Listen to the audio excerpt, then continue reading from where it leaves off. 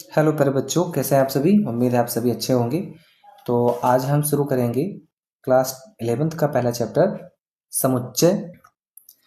तो यहाँ पर हम पहले फटाफट लिख लेते हैं समुच्चय।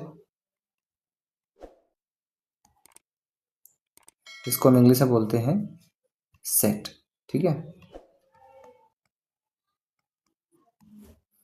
तो ये आज का हमारा पहला चैप्टर होने वाला है। तो इस चैप्टर को शुरू करने से पहले इसके बारे में कुछ खास खास बातें हम समझ लेते हैं। ठीक है, जैसे खास खास बातें ये कि इस चैप्टर को हम क्यों पढ़ते हैं, पहली बात। दूसरी बात, इसमें थ्योरी पोर्शन ज़्यादा है, यानी हमें थ्योरी को अच्छे से कवर करना पड़ेगा। देन उसके बाद जो है हम न्यूमेरिकल यानी जो इसमें हमारे जो क्वेश्चन होंगे उसको हम सॉल्व करेंगे। तो इसमें सबसे पहले एक काम करते हैं ना, हम लोग सबसे पहले तो सेट होता क्या है एक्चुअली यही समझ लेते हैं। ठीक है, तो हम सबसे पहले क्या सीखने वाले हैं कि सेट क्या होता है। तो सबसे पहले हम हेडिंग लिख देते हैं समुच्चय। समुच्चय, अब हम समुच्चय को समझते हैं कि एक्चुअली समुच्चय होता क्या है। तो इसको बिल्कुल शॉर्टकट डिफिनेशन में समझ लेते हैं। बहुत बड़ा या बड़ी डिफिनेशन हमें नहीं समझनी है, इतना समझना है जिसमें हमारा काम अच्छे से चल जाए और डीपली हम समझ भी लें। ठीक है, बोर्ड लेवल पे, और क्वेश्चन भी सॉल्व कर पाए इजिली। ठीक है, तो यहाँ पर जो समुच्चय की डिफिनेशन है वो क्या है मैं बताता चल रहा हूँ। देखिए, इसमें समुच्चय का जो डिफिनेशन है वो है वस्तुओं का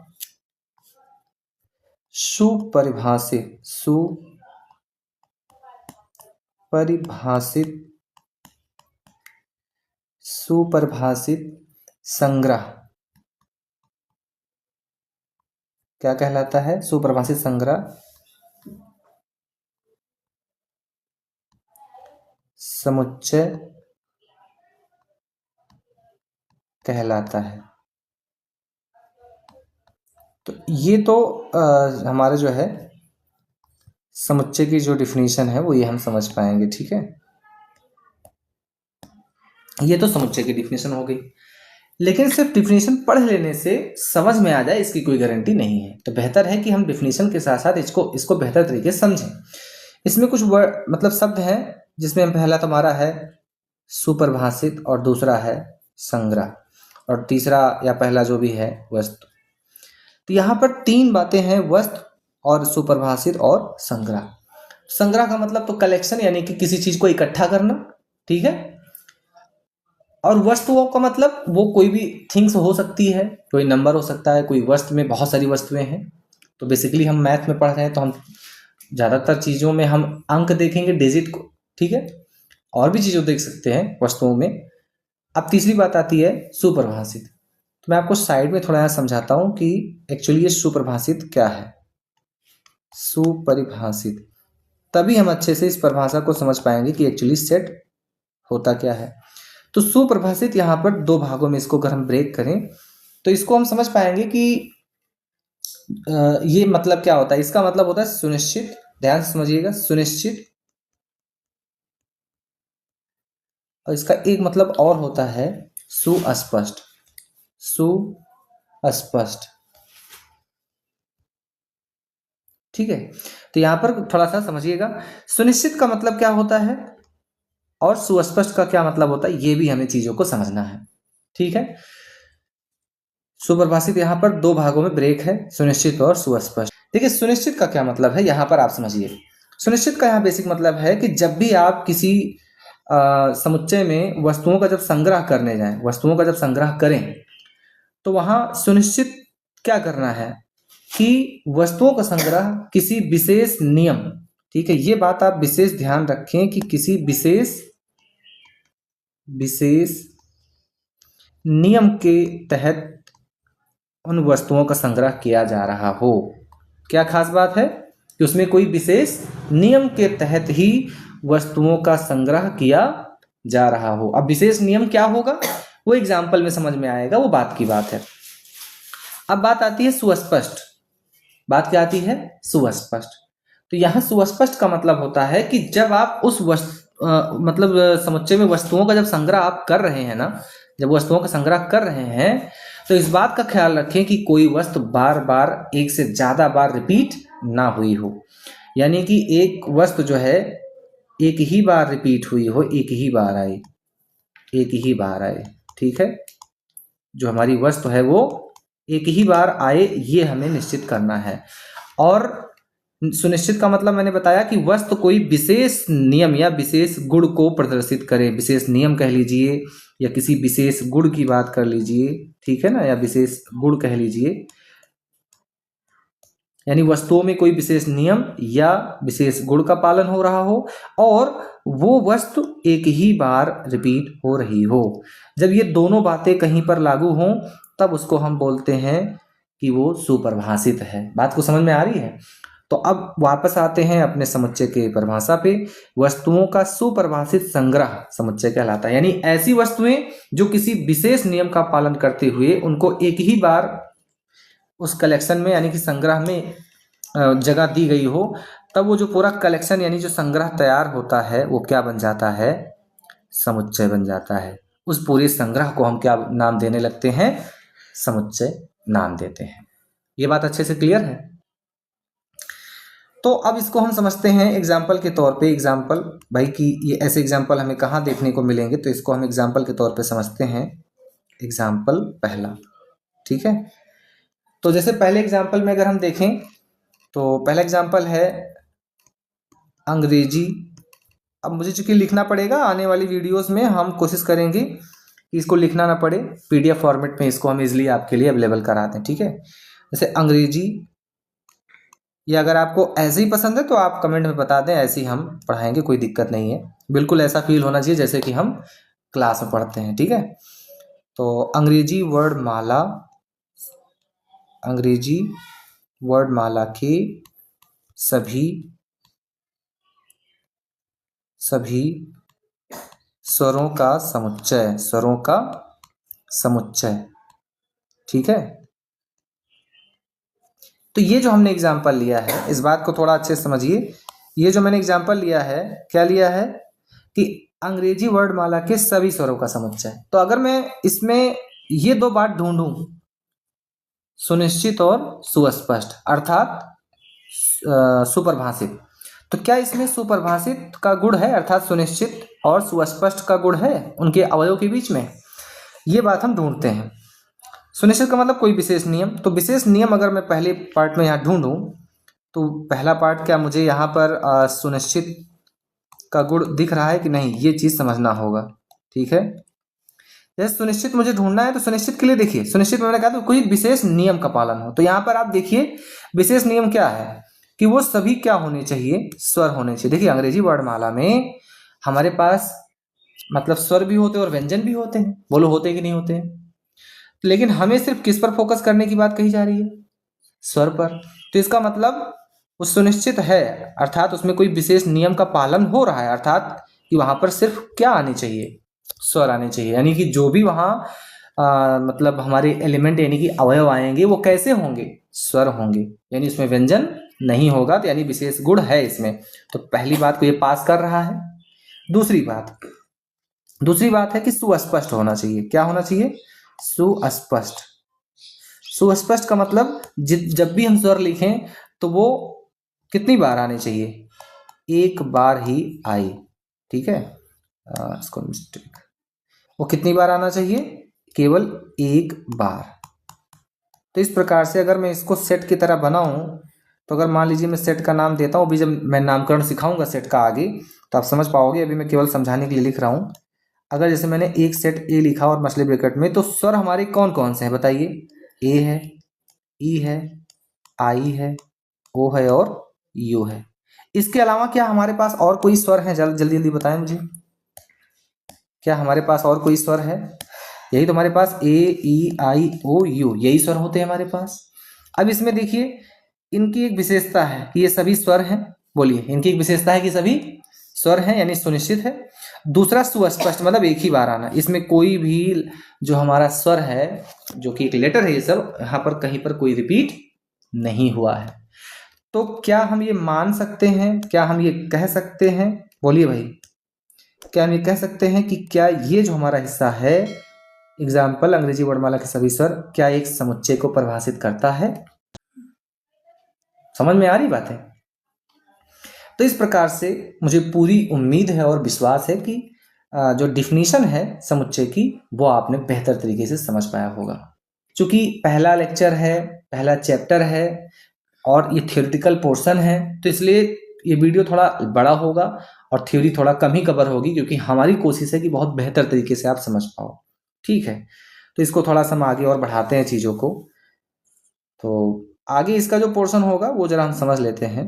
दूसरा इसमें एग्जाम्पल दूसरा हम कोई लेते हैं। दूसरा एग्जाम्पल देखिए, तो यहाँ पर जो हमारे पास दूसरा एग्जाम्पल है, जैसे इसमें दिया है सप्ताह की, ठीक है, ये एग्जाम्पल ही चल रहा है सप्ताह की दिनों का समुच्चय। ठीक है, तो क्या ये भी समुच्चय को परिभाषित कर रहा है? बिल्कुल करेगा। क्यों करेगा? क्योंकि इसमें भी सुपरिभाषित है। सप्ताह में निश्चित है कि इसमें सारे दिन को नहीं लिए गए, ये इसमें सारे दिन नहीं सम्मिलित है, इसमें सिर्फ और सिर्फ सप्ताह के जो दिन आ रहे वो हैं। दूसरा क्या है, एक ही बार वो रिपीट होगा, संडे मंडे ट्यूसडे जो भी है हमारा, वो बार बार रिपीट नहीं हो रहा है, तो सुप्रभाषित है, इसलिए हमारा समुच्चय को प्रदर्शित करता है। और भी ऐसे तीसरे एग्जाम्पल में और भी आप देख सकते हैं, जैसे कि अगर आप कह दें कि स्वतंत्र स्वतंत्र भारत की सभी प्रधानमंत्रियों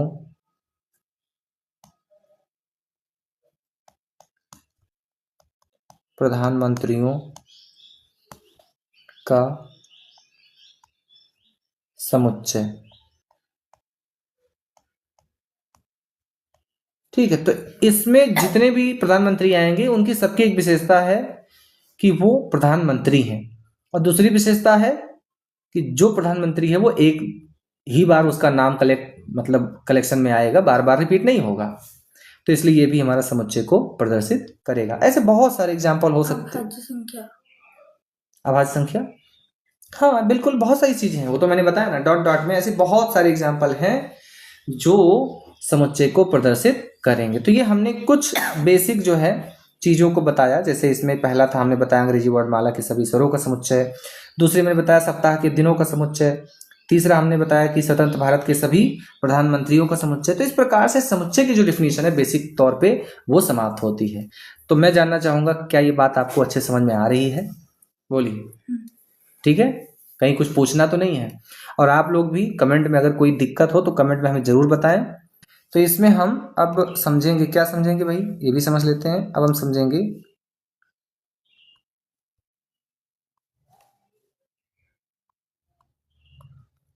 समुच्चय का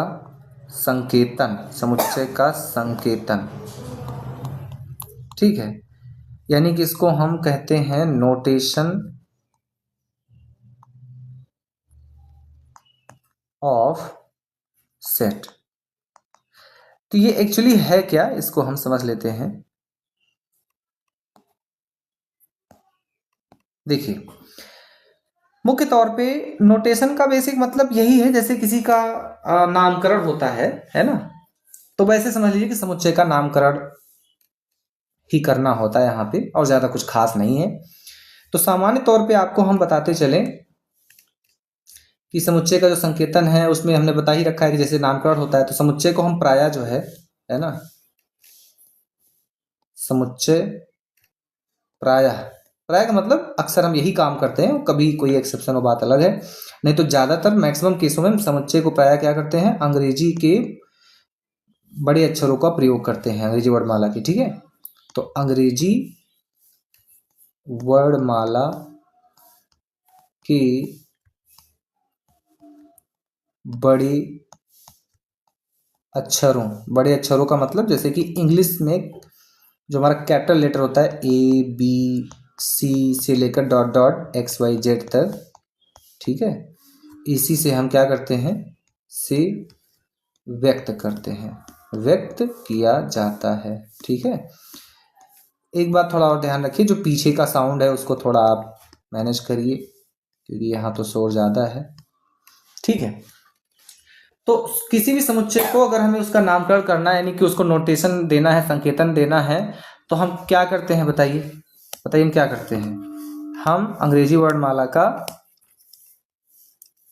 कैपिटल लेटर प्रयोग करते हैं, ठीक है, नामकरण करते समय। जैसे अभी मैंने पहले यहाँ पर देखिए क्या किया है, जब मैंने समुच्चय का नाम दिया तो मैंने यहाँ पर कैपिटल ए का प्रयोग किया। आप ए टू जेड कोई भी नाम प्रयोग कर सकते हैं, ए बी सी, लेकिन कैपिटल में रखना जरूरी है, ठीक है। ये समुच्चय का निरूपण हो जाता, सॉरी संकेतन हो जाता है, ठीक है। अब इसमें अगली बात क्या आती है ये समझ लेते हैं। तो अगली बात हमारी आती है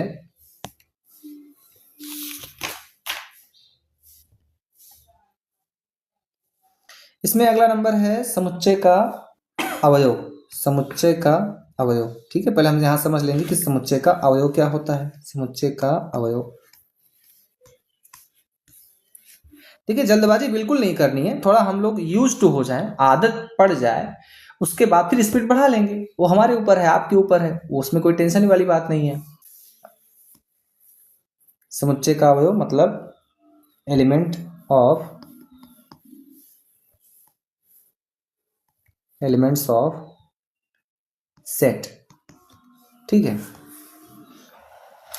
अब एक्चुअली देखिए यहाँ पर ऐसी कोई बात है नहीं जो आपको ना समझ में आए। समुच्चय का जो अवयव हमने कहा, अभी पीछे हमने देखिए डिफिनेशन क्या पढ़ी थी, इसमें लिखा ना वस्तुओं का सुपरवासित संग्रह। तो ये जो वस्तुएं हैं जिसको हम संग्रहित कर रहे हैं, वही वस्तुएं जो है उस समुच्चय का अवयव बन जाती हैं। कुछ बात समझ में आ रही है? वही वस्तु हमारी क्या बनती है, समुच्चय का अवयव बन जाती है। इस बात का आप ख्याल रखें। अब इसमें जैसे खास करके आप समझिए, जैसे अगर मैं बात करूं कि इनको कैसे हम प्रदर्शित करते हैं, तो जो समुच्चय का जनरली अवयव होता है उसको हम अंग्रेजी वर्णमाला के छोटे लेटर, ठीक है, जैसे स्मॉल ए, small B, small C, small D, small ई, इस तरह से स्मॉल एक्स वाई जेड, इससे हम प्रदर्शित करते हैं। जब भी हम समुच्चय का अवयव लिखते हैं तो हम स्मॉल में जो हमारे अल्फ़ाबेट हैं ए बी सी डी से लेकर एक्स वाई जेड, इसका प्रयोग करते हैं। ये किसके लिए है? अवयव के लिए है। लेकिन जब नामकरण करना होता है तो कैपिटल लेटर का प्रयोग करते हैं। नामकरण करना होता है तो कैपिटल लेटर का, जबकि अवयव को लिखना होता है तो एक्स वाई जेड। लेकिन अगर कोई नंबर दिया है तो नंबर दिया है तो जो भी नंबर दिया है उसको लिखेंगे, 1 2 3 4 5 या 8 10, या कोई इवन नंबर यानी कि सम संख्या पूछी जाएगी तो 2 4 6 8 10 इस तरह से लिखेंगे। बस जो नियम है उसका पालन करेंगे, ये आप ध्यान रखिएगा, ठीक है। जनरली इस पे हम और डिटेल्ड वीडियो बनाएंगे, लेकिन चूंकि आज पहला लेक्चर है तो आज शॉर्टकट में इतना ही आज यहीं पर छोड़ते हैं। इसके आगे फिर हम बूस्ट करेंगे, थोड़ा सा स्पीड भी बढ़ाएंगे, लेकिन थोड़ा आप यूज टू हो जाए तो चीज़ों को थोड़ा सा हम अच्छे से कवर करेंगे। तो आज इतना ही है। हमने केवल क्या समझा है, एक बार समरी आपको जल्दी बता दूं। सेट क्या होता है हमने ये समझा है, व्हाट इज सेट, वस्तुओं का सुपरिभाषित संग्रह, well defined collection of element, मतलब बिल्कुल एलिमेंट कॉल्ड सेट। और हमने फिर इसके बाद ये समझा कि भाई उसमें क्या क्या खासियत है सुपरिभाषित का, यानी सुनिश्चित और सुस्पष्ट होना जरूरी है। सुनिश्चित का मतलब विशेष, कोई भी जो अवयव लिए गए हैं उसमें विशेष नियम का पालन हुआ हो। सुस्पष्ट का बेसिक मतलब है कि एक ही बार आया हो, बार बार रिपीट ना हुआ हो, ठीक है। एग्जाम्पल के तौर पे अंग्रेजी के वर्णमाला के सभी स्वर जैसे ये हैं, ऐसे आपके सप्ताह के दिनों का नाम, स्वतंत्र भारत के सभी प्रधानमंत्रियों का नाम। उसके बाद फिर हमने सीखा है समुच्चय का संकेतन, यानी कि जब हम समुच्चय का नामकरण करते हैं, नोटेशन ऑफ अ सेट करते हैं, तो नामकरण करते समय विशेष ध्यान रखना है। क्या ध्यान रखना है? कि अंग्रेजी वर्णमाला के कैपिटल लेटर का ही प्रयोग किया जाएगा, ठीक। जब भी हम कभी कोई सेट मानेंगे तो कैपिटल लेटर का ही प्रयोग होगा, इस बात का आप ख्याल रखें। वहाँ स्मॉल या कोई अदर यूज नहीं करेंगे, प्रायः जनरली ऐसा अक्सर हम देखेंगे।